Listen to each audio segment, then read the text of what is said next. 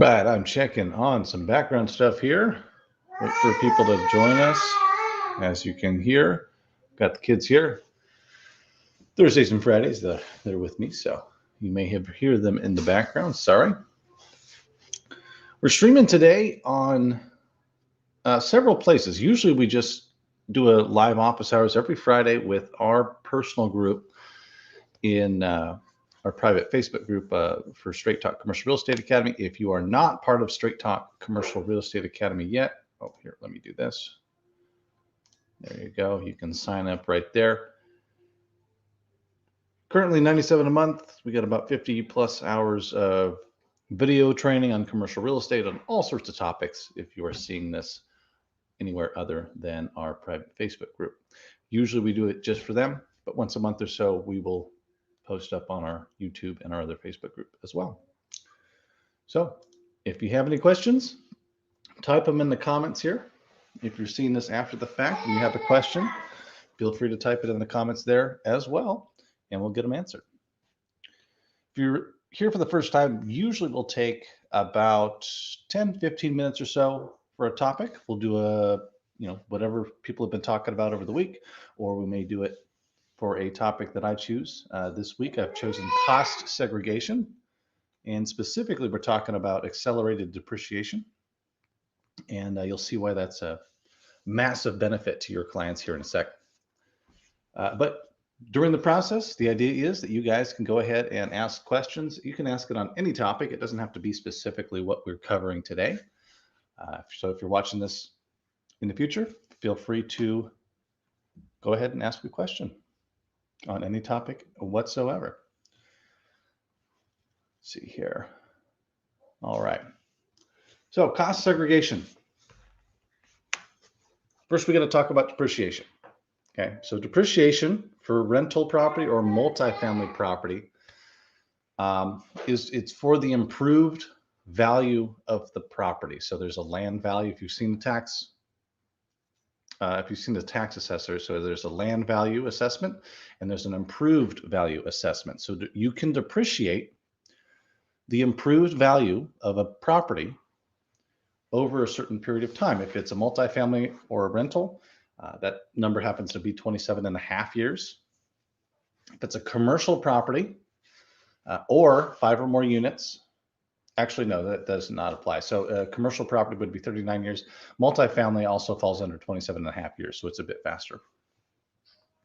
But you can depreciate the improved value only over 39 years. What does that mean?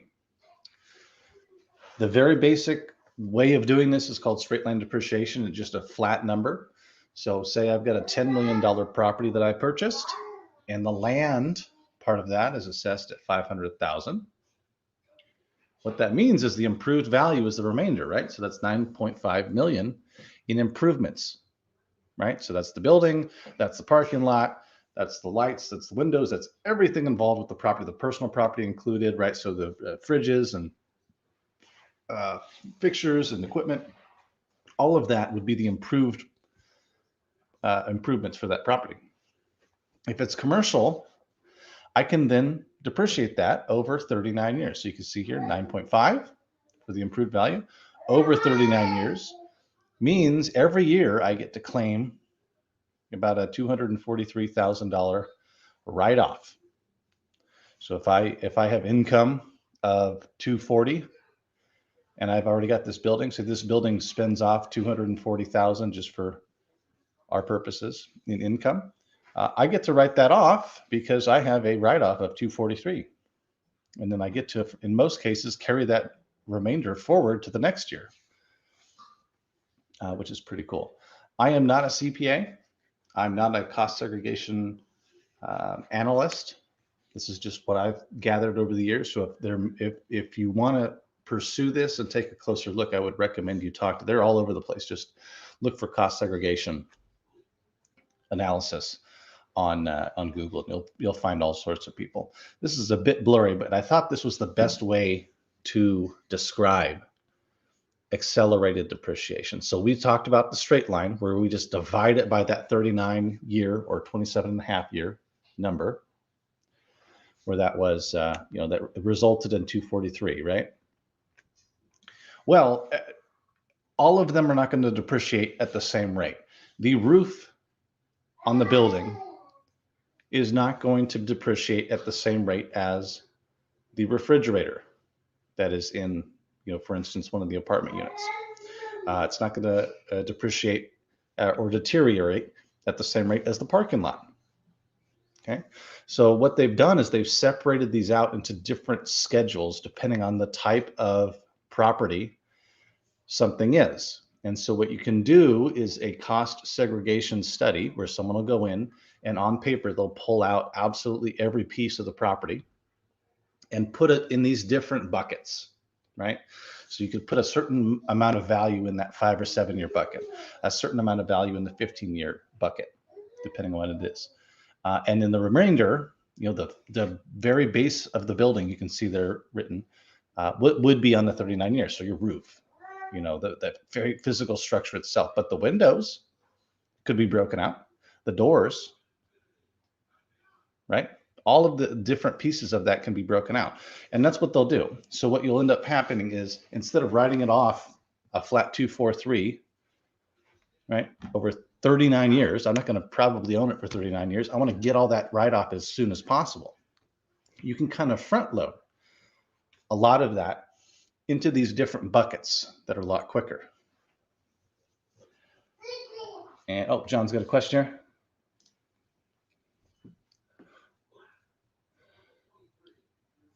John, as a general practice, yes, that's a good idea. Or 20 years even. Usually you've milked as much out of it as you can by about 15 years, if you've done it right. I'll show you a rule here that came into effect in 2017. The Tax Cuts and Jobs Act of 2017. This is massive. And I'll show you a live example of a client that we closed a deal with last year. And he did a cost segregation study. And I'll show you why this is significant. Okay, this was enacted in 2017.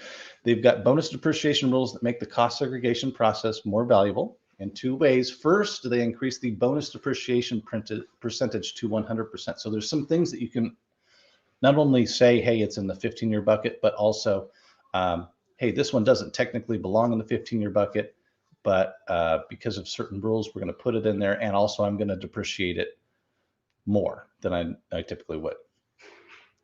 There's a bunch of rules to that. I'm not a CPA, so I can't speak to those, but there's different rules for that.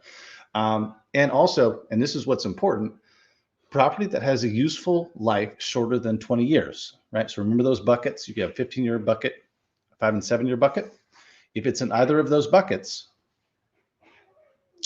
and when they say placed in service, what that means is either built and put in service, or you could have just purchased it as a new purchase. Right, so it couldn't be an exchange, but as a new purchase, if they're in those buckets, you get to claim 100% of that. I think now it's at 80%. You get to claim that in year 1.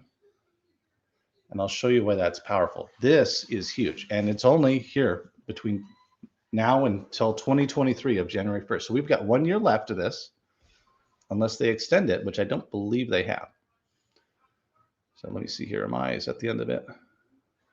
I think that's the last of those. So let me show you a real example.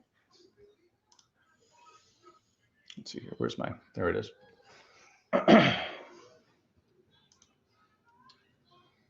This is an actual test. So there's 2 KFCs that my client purchased last year. Okay. And he actually ran this study. And I'll show you how much money he can save on each of these. And this is what it'll look like. So we just did a Google search. We found these guys and said, hey, could you do an analysis for this property? Here's the stats on it. And they kicked this back. This is for free, right? So if they did the study, you can see the cost would be $5,000 per study, right? So this one also $5,000. And I guess there's a fee there too. So $8,000 or so for this. But guess how much money he's saving? Let's use this one as an example. Okay. So his purchase price was 1.596. Okay. You can see that there. Let me see if I can zoom in a little bit. Okay. And let me see. 1.596 was his basis, or what he purchased it as. So this, if this was a new purchase, this was an exchange. That would be his basis. His land basis, or what he can't depreciate, was 83,520. So that leaves over. So left over here, 1.6. Oh, I'm sorry. No, the property was no, so that didn't count. That was actually the purchase price. So this is actually his basis. So this was the purchase price minus the 83. The depreciable basis now, what is not inclusive of the land, is 1.596. They've got an allocation here. So most of it's still at the 39 year, but we've got 15 and 5-year portions. And typically you'll find this is about the case. You can, depending on the product type, you'll have an allocation of 5 and 15 year that could range from 10% of the purchased property up to 60% on warehouse buildings sometimes. It could be in this bucket. So how does this work? How does that look? Okay. Well, here's what happens. Okay. I know there's a lot of numbers here, but look here. If we were to do a flatline depreciation, so there's some holdover because he bought it in the middle of the year, but because this would be a flatline depreciation here, or straight line, if you were to do 1 divided by, 39 divided by the purchase or the depreciable basis, he'd end up being able to write off about 41,000 per year. Cool, right? So that's a write-off. But because he did this study, they're able to front load, and because of that law, that anything in those 2 buckets can be written off right away. Year 1, he gets to write off $431,000. Now he's probably not going to have that much to write off in year 1, right? So maybe he makes 200,000. What does the other 230 do? Well, that gets carried forward. So he actually next year, it's almost like a reverse bank account. So next year he gets to pull out depreciation on this additional 230 that he didn't claim this year. That's in most cases. So there are some caveats that a CPA can walk you through, but in general, that's the way it works. But guess what? So in year 2, he has another 30,000 that he can claim, because remember, not all of it is in those 2 buckets. Oh, that's wrong. Not all of it's in those 2 buckets. So year 2, 30,000, 3, 4, all the way down to 39. He's got 30,000 now, again and again, that he gets right off. But because he did this study, he can front load. What was it? He can front load in these 2 buckets about this percentage of his depreciable basis, right? And there are some caveats with the 39 year that get to be put in those buckets. I am not a CPA. So it kind of breaks down like this, right? In the black is the straight line. So you could get a little bit more, about 10,000 more per year right off. But because he did what he did, he reduced every year. It's going to be 10,000 less or so, only 30,000 write off. But his first year write off, boom, he gets a fat write off, 430. So this is powerful because a lot of people don't think about this. Okay. Why don't you guys think of some questions? I'll be right back.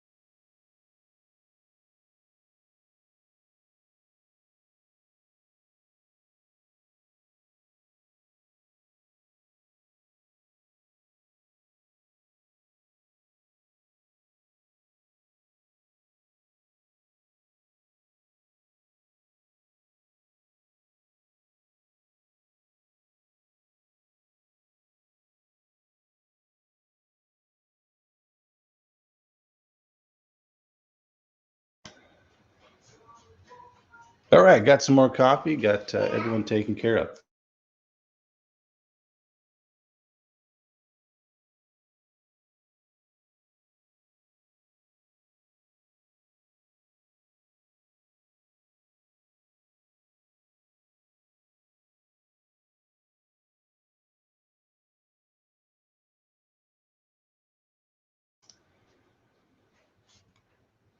Okay, so what was this one? All right, let me see here.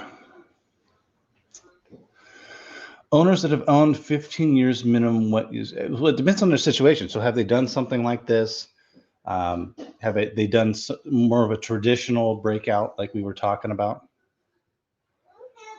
Right, this guy right here with the buckets.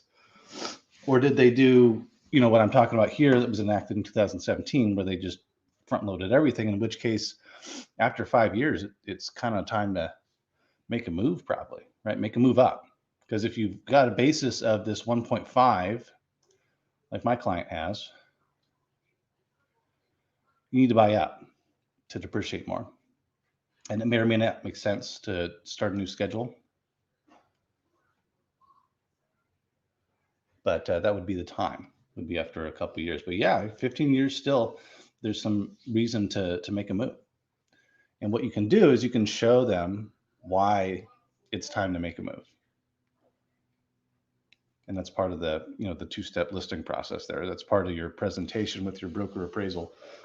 Is you're showing them, hey man, you're losing money every year. Your return's going lower and lower and lower because your depreciation's, your internal return, your depreciation schedule's running out, et cetera, et cetera.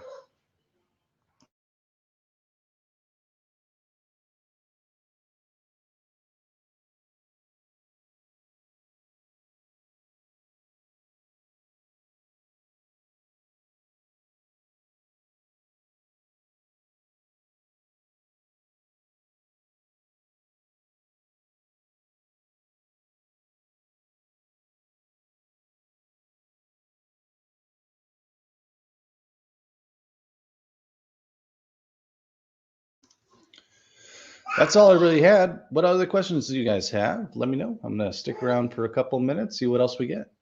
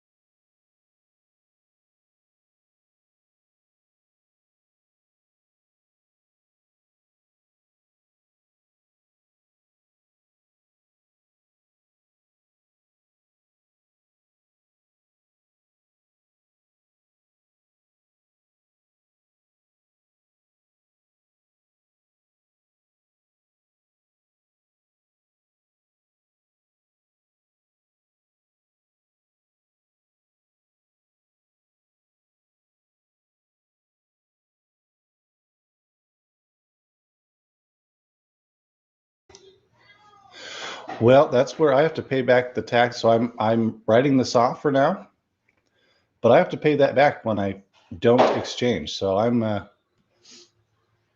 so this 430, I get to write that off as a loss, but after I exchange, right? All these things I'm writing off. So I'm depreciating all this. I have to pay taxes on that as though it was a gain eventually. So eventually, if I don't exchange, I may have a just massive tax bill.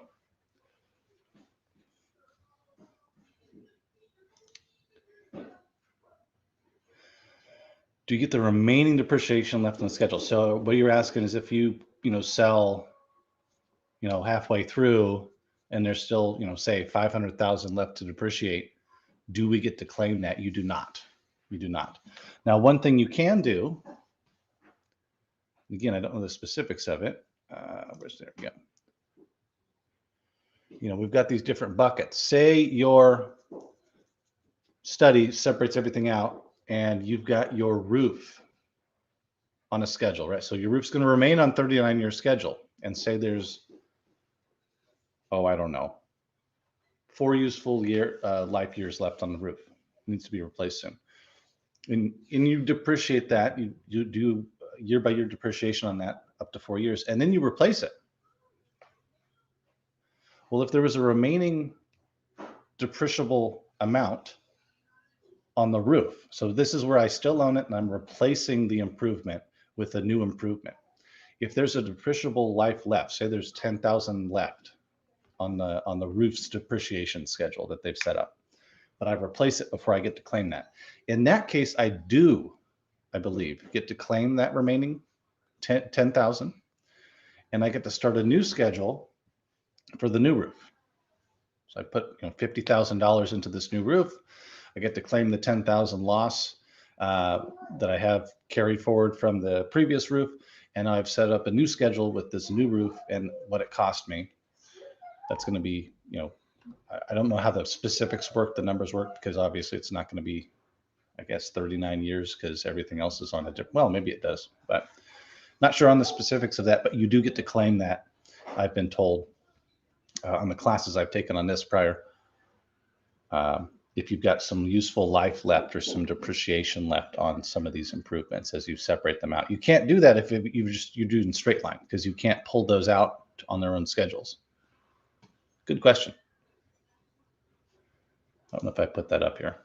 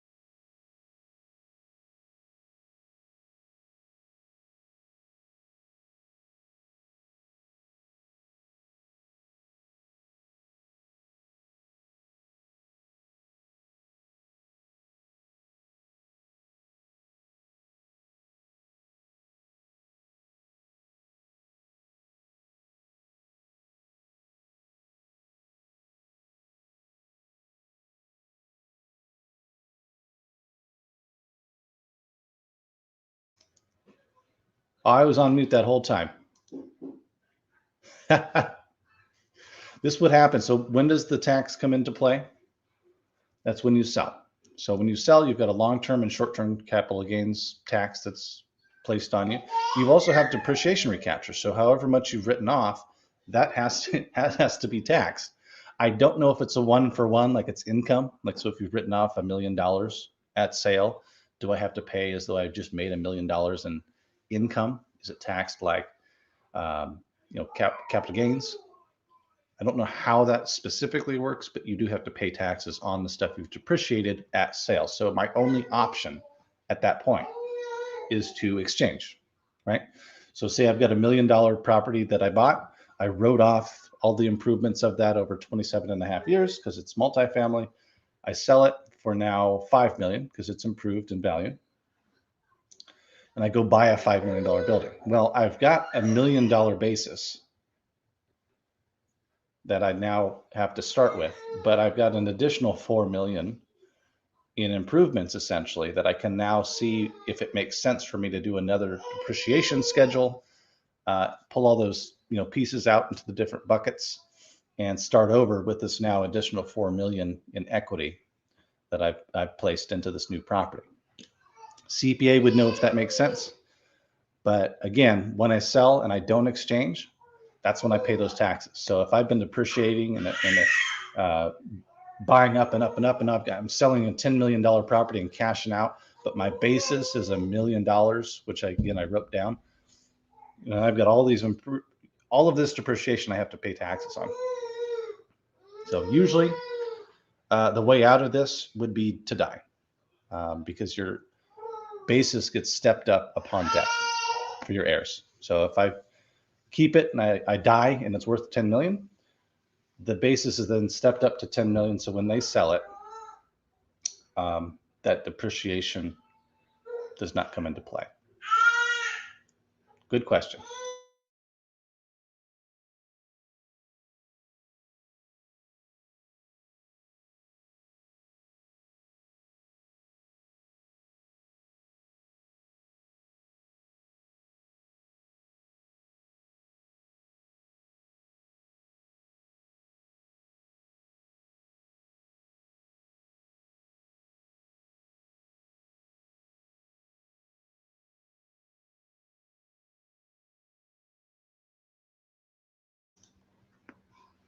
I'll see if I can find it. We did an interview with a couple different, I know there's different aspects of this too. So there's like a whole area of this where there's like clean energy building stuff. So if you put improvements into a building and it's, clean energy, dual pane windows instead of single pane or something like that, energy efficient, there's tax credits that you can do there. I did a whole interview with a guy who does those.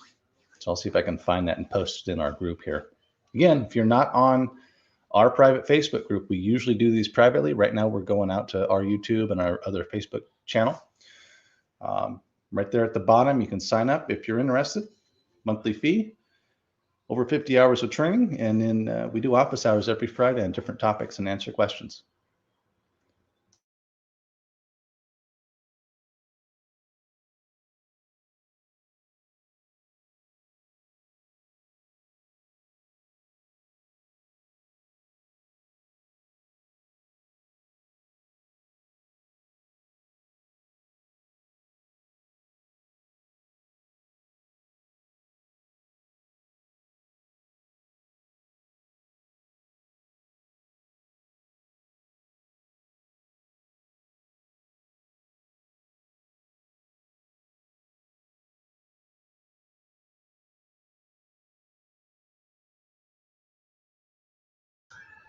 Looks like I missed John's question back here. Did I hear when you said that you can't get this depreciation if you...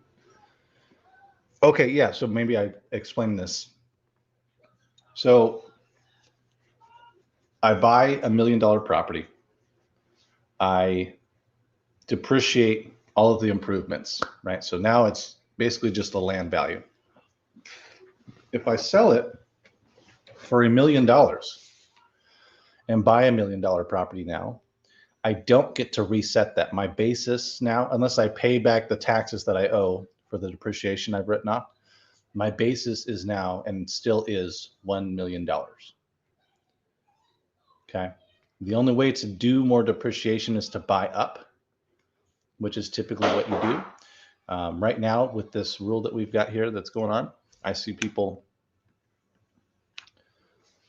what they'll do is they'll buy it, they'll front load these, all these tax cuts, all this depreciation in the first year. They'll hold it for a couple of years so they can exchange it. They'll exchange it, buy up, and just continue until, and what they'll do is they'll maybe cash for the first purchase, the second purchase, they'll leverage up as much as possible or more, and they'll do it again, and then they'll leverage up more. And so they've got kind of a rolling, this, first year, they get a bunch of write-offs, and then they've got this massive depreciation rolling forward. But yeah, you got to buy up to get more depreciation to work with.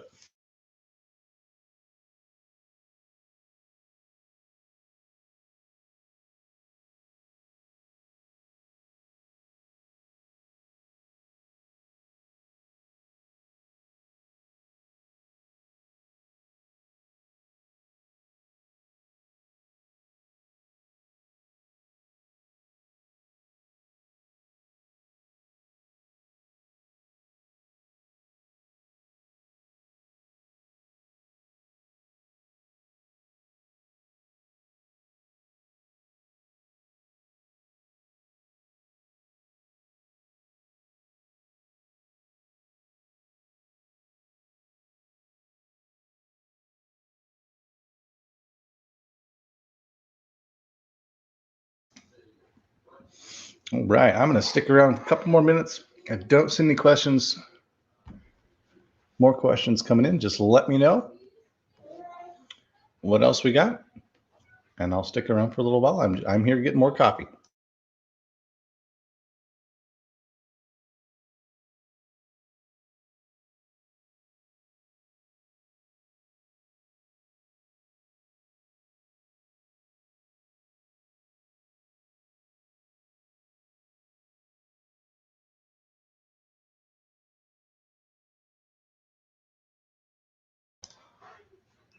Great question. So in this case, bought it for $1 million, sold it for $1 million.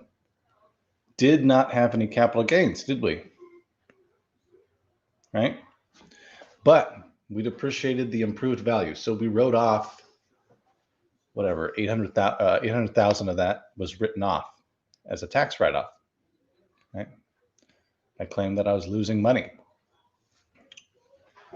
Well, that all has to be paid now. You don't have any longer short-term capital gains tax because you did not have any gain, but you did depreciate the asset. So you have to have, this is where depreciation recapture comes in. This will happen at this point.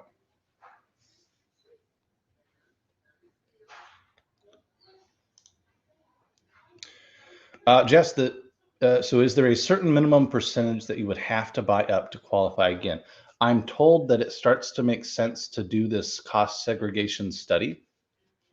You can always do a straight line, right? Which your accountant will always do. But to do this cost segregation thing tends to be $1 million or so starts to make sense. So if you buy up, I don't know what percentage that would be, but buy up by $1 million, it starts to make sense to do another study at that point. That's kind of the rule of thumb that I would go by.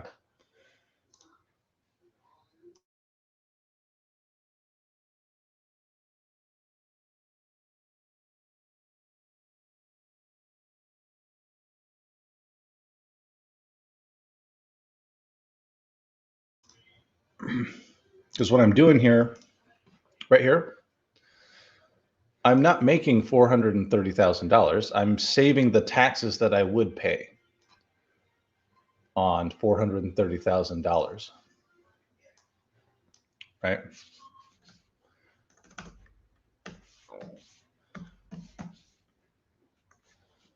Right. So if I were to, whatever, 27% tax bracket, whatever. So that would be what I save on that. Now, actually, I think they have something written out here on what you save. Yeah. So this is year one write-off, right? So they're thinking based on what his income is here, he could say this is the savings. This is what he's not being taxed. This is the taxes he's not paying because of this for year one. And then over the next 5 years, that's the additional benefit. Yeah, combined tax rate of 40%.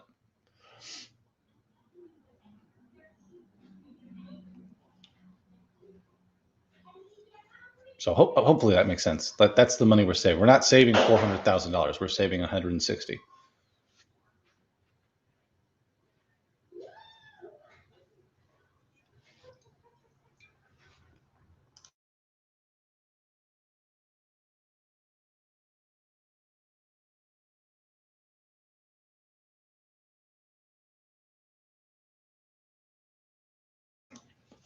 So this is this 160 number. This is what I would add in. So I've got a client right now who called me. It's a prospect that I had from another closing I had. He has some money. He wants to make an original purchase for a couple of $1 million. And he's interested in this net lease stuff that I do. So as part of our analysis, when I present something to him, I'm going to present the property, but also stuff like this. You do an accelerated, cost segregation study. You close it before the end of the year. Here are your additional cash flow numbers. And here is your taxable income if you don't do that, right?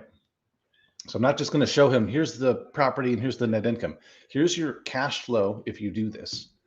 And then also, hey, if it appreciates, here's what we're going to look at. If you sell in 5 years, here's what it would look like. Because we're talking about a lot of inflation going on, right? So the concern is, how do I place my money in something that's going to keep up with that? Well, this is how. Park it in a physical asset. Also get a bunch of tax benefits from that. And let's do this thing.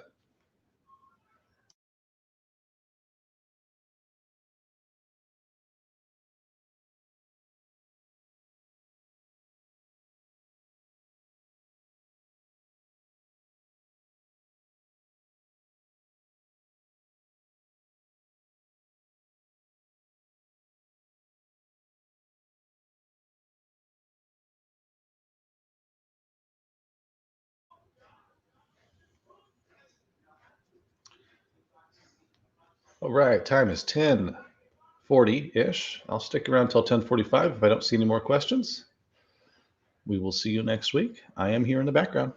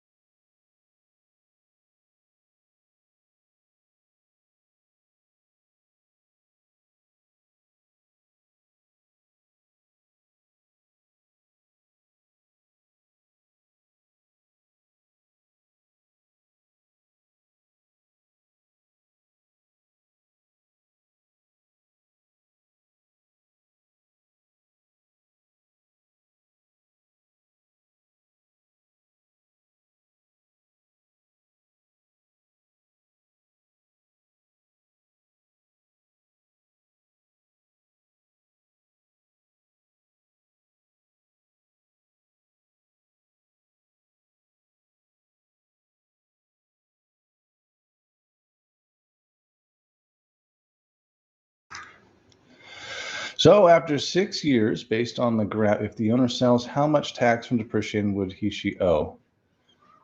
Where are we? So we're talking about this, I believe. So this is what I believe you're going to have to start coming up with, right? So the sale price might be 1.5. Yeah, you can still see that. Sale price might be 1.5, right? But if I've written off things, so we're talking about writing off eventually, $1.596 million. So I'm not going to do year 6, but let's look at this. 1596002. Right? So assuming his 40% tax rate. This is how much he's claimed over 39 years. And he's front loaded a bunch of that. Not claimed, but written off. So he writes off 163, and then over 5 years another 146. But over 39 years, the total comes to about this much that he's not paying in taxes, about 638. So he has to come up with that, I believe. When I don't know the exact numbers, but he has to come up with that or most of that if he's not exchanging. Right? Now his property is probably not going to be worth 1.6 million at that time. In 39 years, we're talking $6 million plus, whatever, depending on how the market goes. So he's going to have capital gains tax that he has to pay for the gain, right? So 1,596 up to 6 million, right? So there's the capital gains that he's paying, but he also has to come up with this as well. This has to be repaid. This is the money that he did not pay to Uncle Sam because he said he was losing money on his depreciating asset. Does that make sense?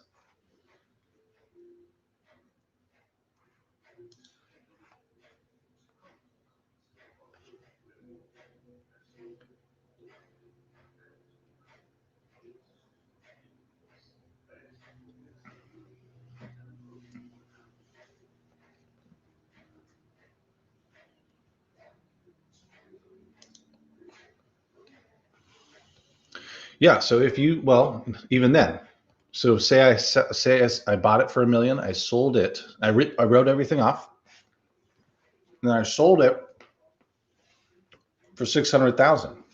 Here, let's take a look here. Let's do this.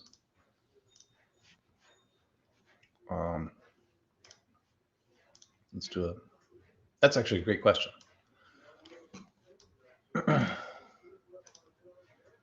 Insert. There we go. All right. So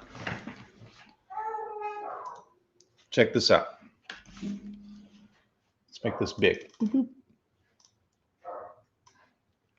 Oh, come on. There we go. Okay.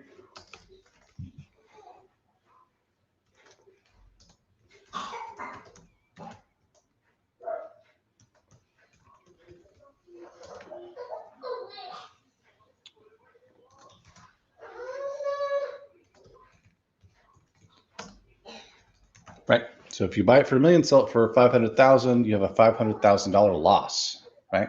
So I get to claim this as a loss, right? So that's what I'm doing with depreciation is I'm claiming a loss. Oh, one sec. Be right back.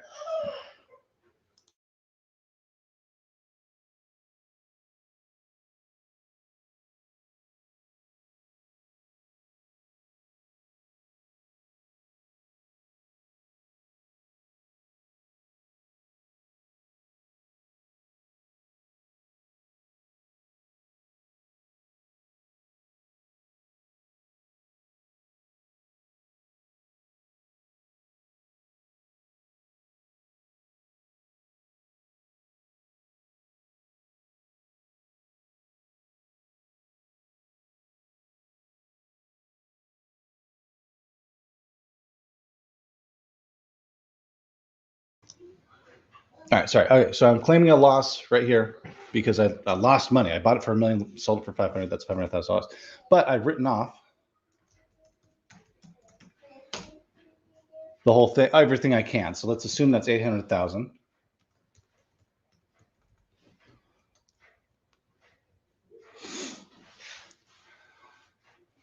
Right. So when I say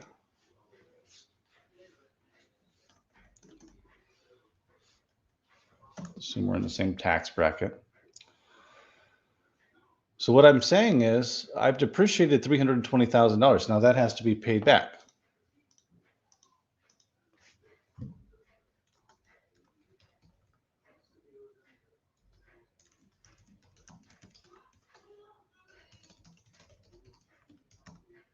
Okay. Does that make sense? What's going to happen here is these are going to cancel each other out. So this has to be paid back, 320,000. The 500,000 gets to be claimed as a loss.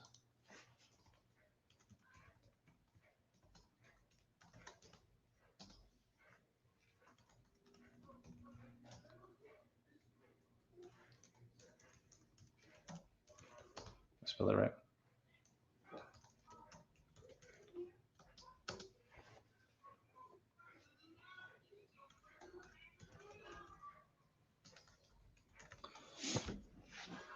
Did I do that right? 5, 4, 8, yeah. So at the end of so they're canceling each other out. So what I've done now is I can't claim 500,000 as a loss in this case. So I've lost to 500,000. So I don't get to do a silver lining and say, well, I can at least use that in the future as a loss. no, I've written off 800,000 of that building. The taxes I didn't pay was 320. So I actually can only write off $180,000 here. Does that make sense?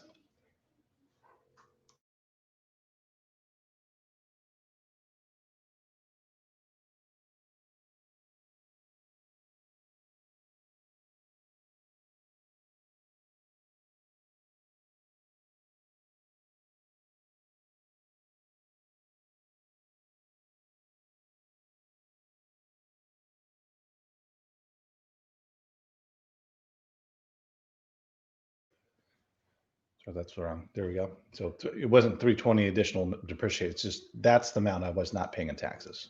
It was 320 in this case. It is a bit tricky. It can be. Once you get the hang of it and you understand it, and this is what can make you a value to your clients, is when you bring this up with them, it looks like you're doing magic. And you're saying, hey, John or Bob, or how about I get you $400,000 in tax write-offs in year one? How would that sound? That means you're not going to be paying 150. You're going to have an additional $156,000 in year one that you don't have to pay taxes, that are not paid the taxes. How does that sound? So it makes you really powerful when you're talking to clients, especially if they've not really understood or even realized that they can accelerate it to this degree. Since 2017 was when it started. That act passed that allowed you to, if you're in these two buckets, to really front load everything into everything in those two buckets can really be placed in the first year. That's awesome. But again, it's only until 2023, unless they extend it, which they may or may not. I don't know the likelihood of that.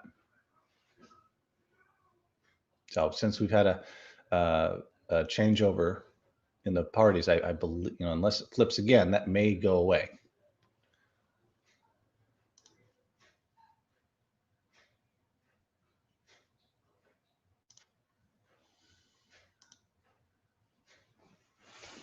All right, you guys got 10 more minutes. Let me know what else I can answer. If this still isn't clear, let me know and we can walk through it some more. I've actually had some clients that I've worked with and students where I've had to go through that same, several times. It takes a couple times to get it.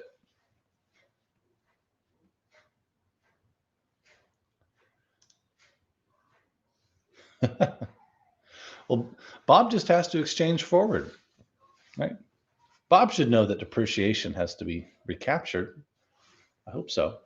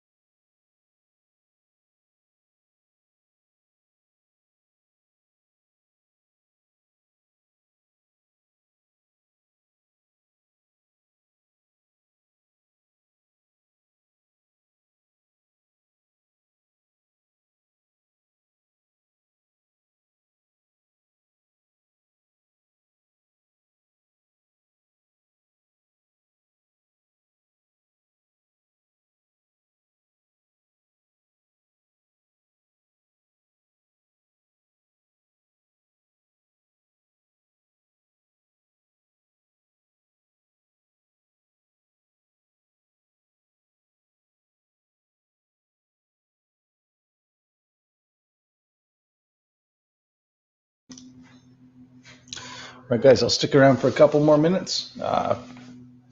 Stick around till 11. Let me know what kind of questions you have. I'm kind of here in the background working on stuff. Let me know what you want to talk about.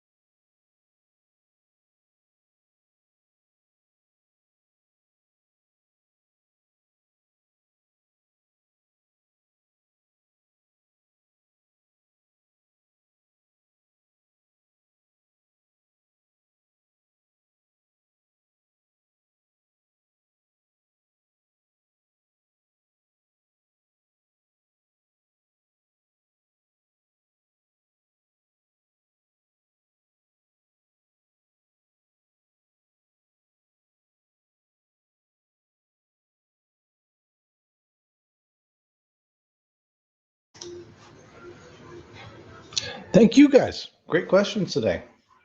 That was a good one. Let me know what you guys want to talk about next week. I could pick a topic like this. There's other tools like this that we could talk about that are really great value propositions for you when you're talking to a client. We can do that if no one brings anything up. But yeah, let me know what you want to talk about next week.